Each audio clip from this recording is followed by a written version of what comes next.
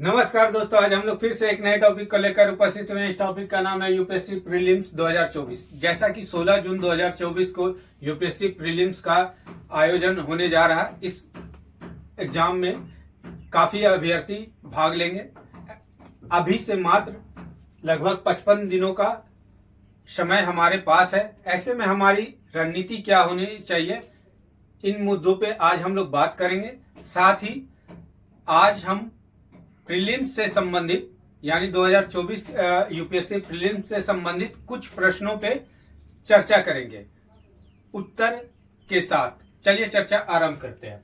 सबसे पहले देखें तो 16 जून को 2024 को यूपीएससी का प्रीलिम्स होगा। अभी से मात्र हमारे पास 55 दिनों का समय है।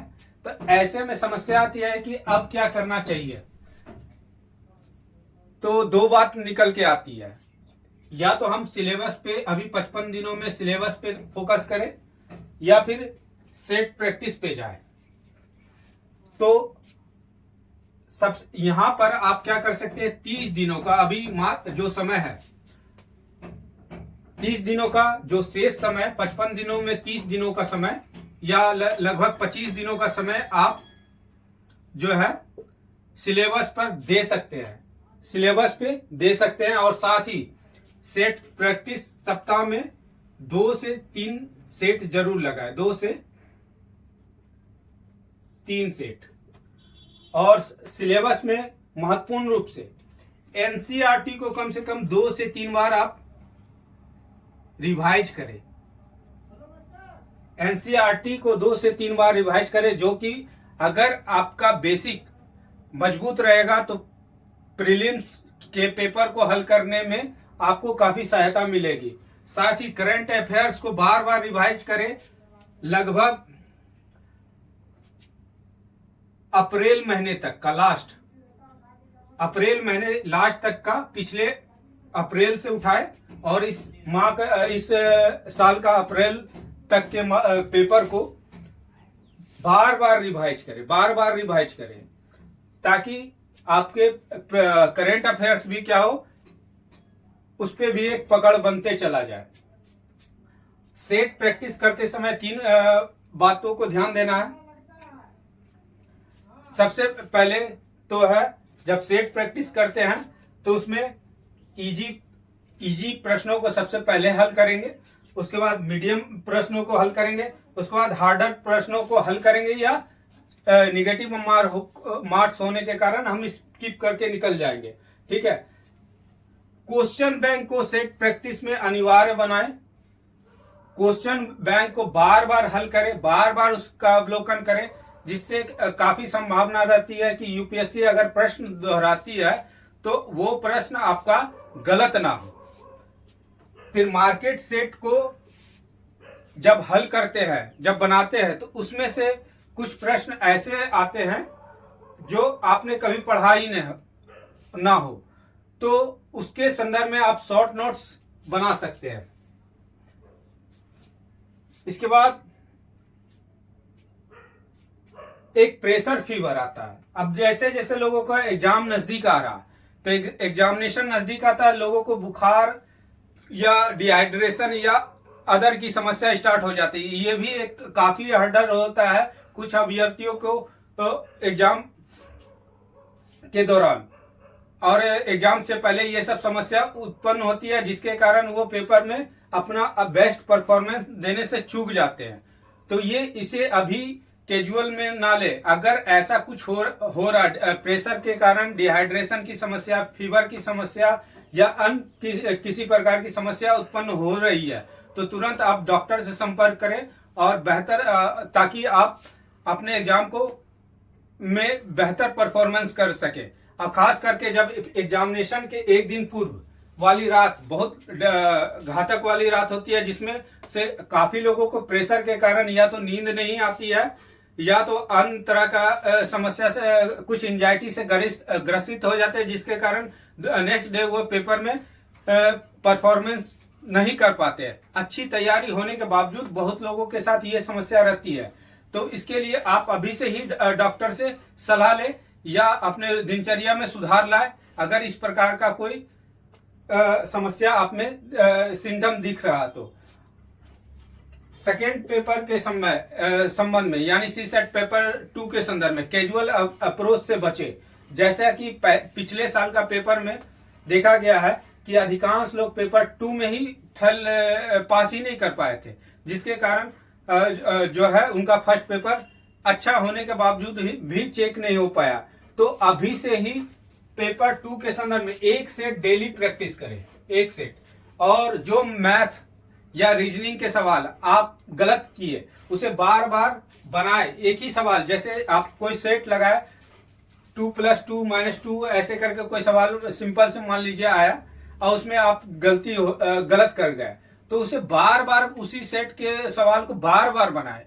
बार बार बनाने से वो परफेक्शन आ जाएगा। अगर इस प्रकार की सवाल आपसे पूछा जाता है यूपीएससी में तो वो कम से कम गलत ना हो।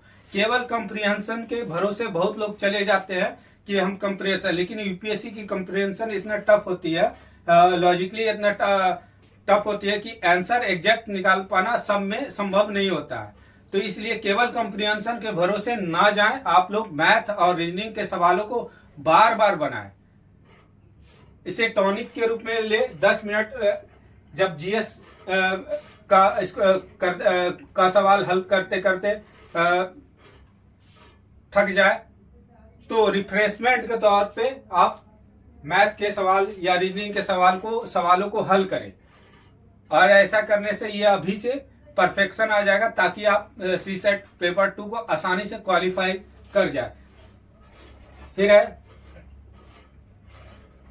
प्रश्न। हाँ, सब एक और महत्वपूर्ण बात, जब आप प्रश्न पत्रों को हल करते हैं तो सरल प्रश्नों को आप एकदम कैजुअल वे में ले लेते हैं। लगता है ये तो सरल है, ये ऐसे ही हो जाएगा, और संभावना उसी में सबसे ज्यादा गलत होने की होती है। उसी के कारण लोग, अगर एक पेपर में 100 क्वेश्चन में आप 5 से 10 सवाल सिंपल क्वेश्चन को आप रॉन्ग कर देते हैं तो आप आउट ऑफ कंपटीशन वहीं हो जाते हैं। टफ क्वेश्चन गलत हो गया, ठीक है, वो टफ था इसलिए, लेकिन सिंपल क्वेश्चन जो सरल प्रश्न है उसे संभवतः अगर 30 क्वेश्चन सिंपल पे आता है तो कम से कम आपका होना चाहिए टारगेट 26 से 27 क्वेश्चन जो है हम सिंपल प्रश्नों को हल करें, इसमें गलती ना करें। ये आपका स्कोर करने में आपको सहायता करेगा। और ये अगर 26-27 स्कोर हो गया, मीडियम क्वेश्चन से अगर 45-40 पूछे जाते हैं, 40 से 45 पूछे जाते हैं, अगर इसमें से आप 20 से 25 निकाल लिए, 20 निकाल लिए तो आप 50 के राउंड फिगर में यानी 46-47 क्वेश्चन के ऐसे राउंड में आ गए। और जो हार्डर क्वेश्चन है 30 क्वेश्चन, 30 में से अगर आप 10 भी निकाल लेते हैं तो लगभग आप सेफ जोन में पहुंच जाएंगे, 57-58 के आसपास पहुंच जाएंगे, जो कि एक सेफ स्कोर हो जाना चाहिए।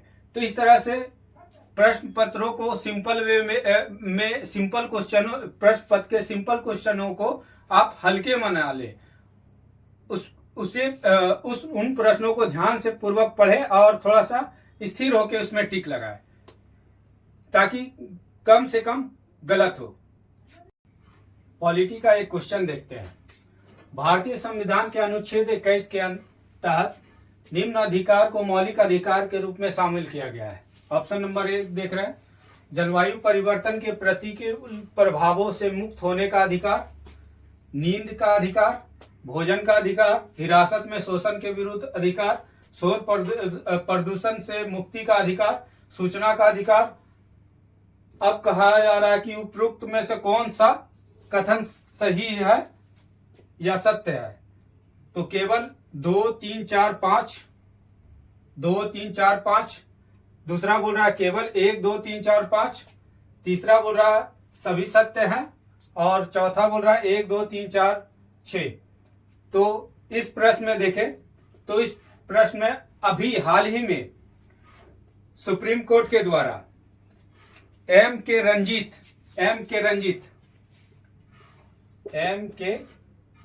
रंजीत एक पर्यावरणविद है, इनके केस में बनाम भारत संघ के केस में जलवायु परिवर्तन के प्रतिकूल प्रभावों से मुक्ति होने का अधिकार को जो है अनुच्छेद 21 के तहत और आर्टिकल 14 के तहत 14 और 21 के तहत क्या किया गया है,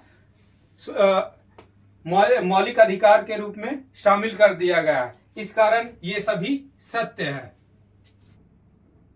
एक प्रश्न और देखते हैं, किस प्रकार यूपीएससी अभ्यर्थियों की मानसिकता से खेलती है। चलिए देखते हैं। भारत के 80 रामसर आर्द्रभूमियों से वह आर्द्रभूमि जो मीठे पानी का दलदल में शामिल है। जुआरी नदी, ये एक इंपॉर्टेंट कीवर्ड है, की प्रमुख सहायक नदियों में से एक के निकट स्थित है। वे एक स्लुइस गेट द्वारा निकटवर्ती नदी चैनल से जुड़ा हुआ है और यह राज्य पर्यटन के लिए प्रसिद्ध है। यहाँ हमें 3 क्लू मिला है, एक जुआरी नदी, स्लुइस गेट और वह राज्य जो है पर्यटन के लिए प्रसिद्ध है और वह झील उसी राज्य में स्थित है। चलिए इसमें जैसे देखें तो कोलेरू जो है आंध्र प्रदेश में स्थित है, तो संभवतः यह नहीं होना चाहिए। फिर दूसरा नंदा झील, तीसरा हरिके झील और चौथा उलर झील। तो हरिके झील कहाँ है, तो ये पंजाब में है। पंजाब पर्यटन के लिए प्रसिद्ध नहीं है। ये आंध्र प्रदेश के आसपास, आंध्र प्रदेश में है, तो ये भी पर्यटन के लिए प्रसिद्ध नहीं है, ये भी प्रसिद्ध नहीं है। उलर झील जो कश्मीर JNK में। अब देखते हैं इन दोनों में से कोई एक होना चाहिए। तो वुलर झील जम्मू कश्मीर में तो स्थित है, लेकिन जुआरी नदी जम्मू कश्मीर में स्थित नहीं है। तो इस आधार पर ऑप्शन क्या हो जाना चाहिए, नंदा झील। जुआरी नदी कहाँ है, तो गोवा में है। और एक और चीज है, अगर यहाँ राज्य पूछा जाता उत्तराखंड और गोवा दोनों ऑप्शन में रहता, इसी क्वेश्चन को चेंज किया जाता, उत्तराखंड और गोवा दोनों दिया जाता, तो यहां पर हम क्लू पकड़ते इससे जुआरी नदी का लोकेशन गोवा है, तो इसलिए यह आंसर में गोवा होता। और नंदा झील कहाँ स्थित है, तो गोवा, और एकमात्र झील है गोवा का जो रामसर के आर्द्र भूमियों में शामिल है। एक और अन्य प्रकार का प्रश्न देखते हैं। क्वेश्चन है, भारतीय परिषद अधिनियम इंडियन काउंसिल एक्ट 1909 के संदर्भ में विचार करें। कह रहा है भारतीय परिषद अधिनियम 1909 को वर्ष 1911 में ब्रिटिश संसद द्वारा पारित किया गया। यहाँ फैक्ट इंपॉर्टेंट है, वर्ष 1911। इस प्रकार की क्वेश्चन आती है। विधान परिषद में सदस्य बजट पर मत दे सकते थे, ठीक है, वोट देने का राइट 1900 अधिनियम के तहत दिया गया था, नहीं दिया गया था, इस पे विचार करना है। फिर विधान परिषदों के सदस्यों को कानून बनाने का अधिकार दिया गया था। अब कूट है क्या, केवल एक सही है, मतलब इन तीनों में कोई एक वाक्य सही है, केवल 2 है, इन तीनों में केवल 2 सही है, या सभी सही है, इनमें से कोई नहीं। ये 4 ऑप्शन हमारे पास है। चलिए सबसे पहले देखें तो अब प्रश्न को हल करते समय हमारे दिमाग में क्या आता है, वर्ष 1919 का अधिनियम है, तो 1911 में कैसे होगा, हो सकता है 1910 में ही किया गया होगा इसे पारित। तो इस प्रकार से गलत होने की इसको हम लोग संभवतः निगेटिव मान लेंगे, लेकिन ऐसा नहीं है। ये कंफ्यूज कभी कभी आयोग इसे सही ही देती है। तो भारतीय परिषद अधिनियम जो है वर्ष 1911 में ही पारित किया गया था, तो ये स्टेटमेंट एकदम सही है, ठीक है। और हो सकता है हमारे दिमाग में उस समय एग्जामिनेशन हॉल में चल रहा होगा कि नहीं ये 9 में आया तो 11 में नहीं होगा, ये 10 में या फिर 9 में ही पारित हुआ होगा, इस टाइप से हमारे दिमाग में रहता है। तो ये ऐसे जब फैक्ट को पढ़े तो थोड़ा सा ऐसे अपवाद बिंदुओं पे ध्यान पूर्वक पढ़े। दूसरा, विधान परिषद में सदस्यों को बजट पर मत देने का अधिकार दिया गया था, नहीं। जब आप गवर्नर जनरल जो रेगुलेटिंग एक्ट से अगर एक कलेक्शन के रूप में पढ़ेंगे तो सबसे पहले 1892 में बजट पे प्रश्न पूछने का अधिकार दिया गया और 1909 में बजट पे बहस करने का अधिकार दिया गया था, ना कि वोट देने का। तो ये स्टेटमेंट एकदम गलत हो गया। तीसरा, विधान परिषद के सदस्यों को कानून बनाने का अधिकार इस समय गवर्नर के पास था, गवर्नर के पास था, इसीलिए यह स्टेटमेंट ये भी गलत है। तो इस आधार पर केवल एक सही होगा। तो इस तरह से जब कोई भी टॉपिक पढ़े तो एक सततता, मतलब एक दूसरे को जोड़ते हुए, निरंतरता में लाते हुए पढ़े, ताकि आपकी कॉन्सेप्ट क्लियरिटी रहे और फैक्ट के साथ साथ कॉन्सेप्ट भी मजबूत हो और प्रश्न को हल करने में सुविधा हो। इस प्रकार हम लोगों ने आज कुछ प्रारंभिक प्रश्नों को मॉडल के रूप में चर्चा की है और साथ ही प्रीलिम्स स्ट्रेटजी के बारे में हम लोगों ने चर्चा किया है। अगर आप लोग का सुझाव रहेगा तो प्रीलिम्स के संदर्भ में और भी हम वीडियो बनाएंगे। इसके लिए आपके सुझाव की हमें प्रतीक्षा है।